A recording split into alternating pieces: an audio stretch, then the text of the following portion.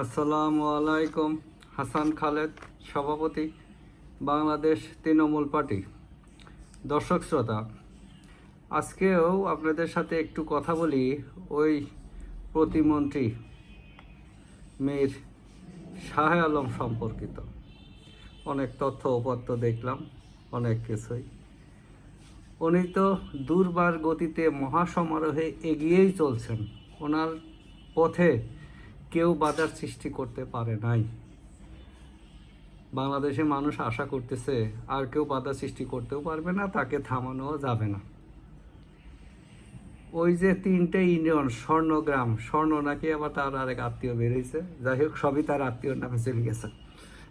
এখন নতুন খবর হলো শিবগঞ্জ পাইলট উচ্চ বালিকা বিদ্যালয়, এই নামেরও পরিবর্তন।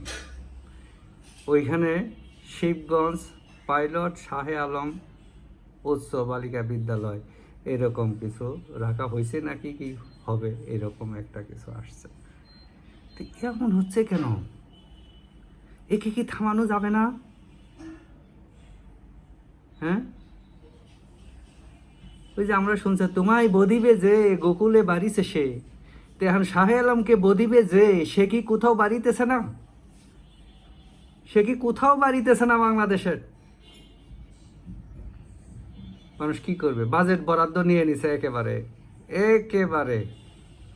মানে মানুষের তো একটা লজ্জা থাকে, লজ্জা বহির্ভূতভাবে সে বাজেট নিয়েছে বগুড়ার জন্যে, তার উপজেলার জন্যে। যদি বিশেষ কোনো প্রজেক্ট থাকে যে ওই এলাকায় এই প্রজেক্টটা দরকার, সেটা 1000 কোটি 50,000 কোটিও যাইতে পারে, সেটা তো কোনো সমস্যা নাই। কিন্তু যেগুলো নর্মাল বাজেট সেগুলো তো ন্যায্যতার ভিত্তিতে যাবে, এবং ওই রকমই তো শপথ নেওয়া হয়েছে। শপথ কিন্তু ওই রকমই নেওয়া হয়েছে। সে ন্যায্যতার ভিত্তিতে কাজ করবে, অবিবেচক হিসেবে কাজ করবে না, অভিমানী হবে না, বিরাগ হবে না, ইত্যাদি শপথ নিয়েই তো কাজ করতেছে এখন। তা আমরা আশা করেছিলাম ও যখন আপনার মীরবাড়ি ইউনিয়ন, সীমান্ত, দিগন্ত, স্বর্ণগ্রাম নিয়ে ফেলছে, তখন হয়তো বিএনপির সভাপতি, যাকে এখন আমরা শুনতেছি যে এই মীর শাহ আলম বিএনপির সভাপতির বন্ধু মানুষ, ক্ষমতা তো খুঁটির তো শক্ত আছেই, মালিকের এত কিছু করে না। কোনো ব্যবস্থা হইল না এই কয়দিনে। এখন বিএনপি কি ব্যবস্থা নেবে? দল হিসেবে বিএনপি কি ব্যবস্থা নেবে?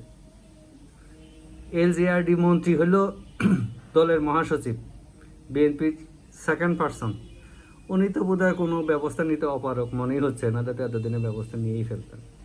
এখন দলের স্থায়ী কমিটি বা দলের নির্বাহী কমিটি দলীয় ফোরামে আলোচনা করে যদি এই লোকটাকে না থামানো যায়, তাহলে দলের খুব ক্ষতি হয়ে যাবে। দলের খুব ক্ষতি হয়ে যাবে। জোরজার মৌলুকতার প্রতিষ্ঠা হয়ে যাবে। গণতন্ত্রে তো জোরজার মৌলুকতারের অবস্থান নাই। গণতন্ত্রে আইনের শাসনে এগুলো থাকতে পারে না। এখন শাহ আলম নিয়ে কী চিন্তা করা যায়? সংসদীয় কমিটিতে আলোচনা হইতে পারে।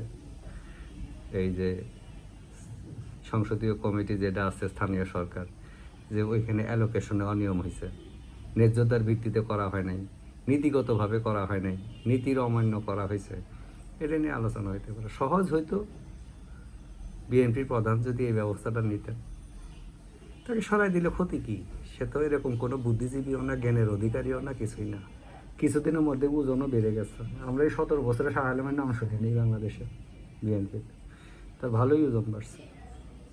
এটাও প্রধানমন্ত্রীর খোঁজ খবর নেওয়া দরকার। চেহারাও সুন্দর হয়েছে, ত্বকের উজ্জ্বলতা কয়েক শেড বৃদ্ধি পাইছে, এগুলো নিয়েও চিন্তা করা দরকার। প্রত্যেকটা নেতার, দলনেতার এই জিনিসগুলো চিন্তা করা দরকার। কোন মন্ত্রী এমপি ত্বকের উজ্জ্বলতা বেড়ে গেছে, ত্বকের শেড বেড়ে গেছে, কথার স্টাইল বেড়ে গেছে, এগুলো দিয়ে কিন্তু বিচার বিশ্লেষণ করা যায় কে দুর্নীতিতে আছে, কে দুর্নীতি নাই, কে সৎ মানুষ, কে অসৎ মানুষ, কে অবারিশ মানুষ। বাংলাদেশ তৃণমূল পার্টি চায় বিএনপি একটা ব্যবস্থা নেই, নাহলে তো চলবে না, দলটিকে রাখা মুশকিল হয়ে যাবে। যে যেখানে থাকি সুস্থ থাকি, নিরাপদ থাকি। ধন্যবাদ সবাইকে।